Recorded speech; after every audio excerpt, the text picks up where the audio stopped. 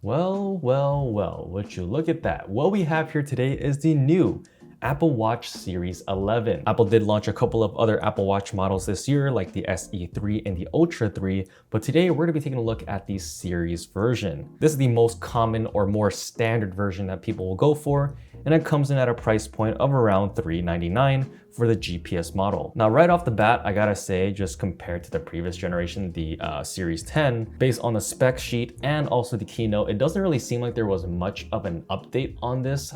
So I'm really curious to see what it's like to use and if it really feels any different from the previous generation. It says Apple Watch Series 11. This is the 42mm size in jet black, aluminum, and GPS. So to open this thing up, we have these two tabs on the side, which is quite interesting. And it just kind of lifts up like a, a weird flapping mechanism. I did kind of rip it a little bit. So here we go. Inside here, we have two boxes. One is for the strap, one is for the actual Apple Watch head. This is the Starlight band in 42mm. I think that's a nice contrast, the black and white theme, which is very simple and a nice sort of go-to colorway. I'm gonna put the band aside and unbox just the actual watch head. Taking a look at the box, nice little 3D effect going on here. I'm gonna pull these two tabs on the side. And now we should be able to just open it up. So we have the watch head over here wrapped in a paper-like material. Should be able to just slide it right out. And it boots right up. Check that out, it's super glossy. It really reminds me of the iPhone 7 days with the jet black, ultra shiny finish. With it being a gloss black, it kind of blends the display into the edges where it almost looks like it wraps around completely. The documentation here, let's take a look. We have basically just your magnetic watch charger and how to use it. Now I'm gonna go ahead and unbox the watch band here. And there are various designs you can pick from, various colors and whatnot. You can really customize the watch band to your liking. So in here, we have the band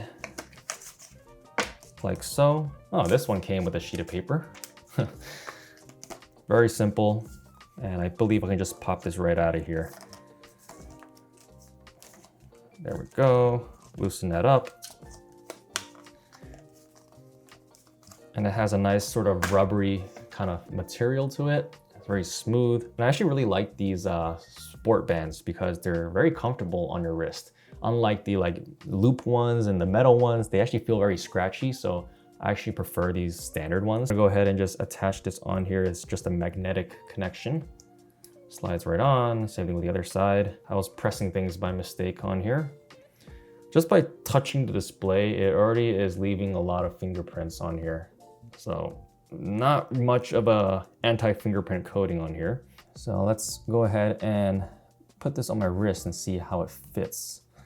This is the smaller band because I do have a small wrist. And it goes about 3 dots down for a 7-inch wrist. And this flap just goes into here, just like that. So very comfortable, fits perfectly well on here. It's nice and proportionate to my wrist. I didn't want to opt for a bigger screen size because then it will look like a jumbo screen on me and it's gonna look crazy. Let's take a look at the spec sheet, comparing it to the previous generation. Same always on retina display, up to 2000 nits, OLED. What's new with the Apple Watch series is the hypertension notifications, and that's actually a software integration, not much of a physical integration. So if you do have an older generation like a Series 10, you will be getting the hypertension notifications if you update to the latest software. What's brought back is the blood oxygen app. That was a feature that Apple actually had to remove due to a lawsuit, but now it is back. You get sleep tracking, sleep apnea, vitals, etc., and literally everything is exactly the same, even down to the processing chip. S10 chip across the board for the Series 10 and the Series 11. With the precision finding. You do get some battery improvements. The newer Series 11 gets 24 hours, whereas the previous one has 18 hours. And then if you put it into low power mode, the Series 11 gets 38 hours and Series 10 gets 36 hours. Other than that, this watch is exactly the same as the Series 10. It's the same form factor, same thickness, same everything. So I'm gonna bring it close to my phone and have this thing set up. There we go, automatically it jumps on here. Apple Watch, continue. and it's gonna restore it. Apple Watch notifications, yes. I'm gonna set it up for myself.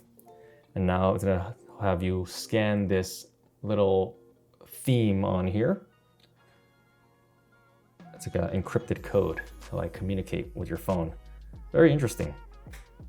And now there's a software update available, which I'll update it now. Now with this being a GPS model, you do also need to always have your phone with you in order for it to actually function. But if you opt for the cellular model, then you can actually have this run as an individual watch.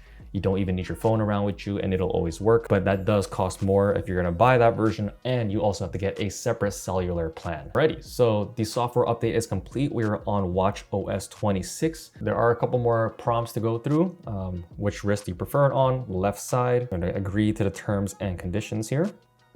Passcode, I won't add a passcode. Now we can adjust our text size on here, either making it super big, super small, and you can actually see it happening live on here pretty seamlessly. You can also make it bold if that is your preference. I'm gonna leave everything as standard. We also have notifications about noise now, which is pretty cool. So we have a new feature here, the gestures, the wrist flick. So that is new with the new Apple Watch.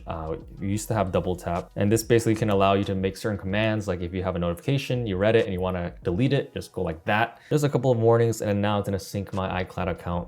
And now it's gonna sync my iCloud account and all the apps and the informations into the watch itself. So yeah, that is how you set up an Apple Watch, and just taking a closer look on here. And for a price tag of $399, honestly, that is not too pricey for a smartwatch that can do pretty much everything. But yeah, with that being said, this is the new Apple Watch Series 11. I will be doing further testing over the next few days, playing around with the new health features and seeing what I like, what I dislike, or if we should just stick with an older generation to save a couple of dollars if it's gonna be the exact same. So with that being said, hope you guys enjoyed this video. Make sure to drop a like and a comment below. Subscribe to the channel if you haven't already. And with that being said, I will see you in the next one.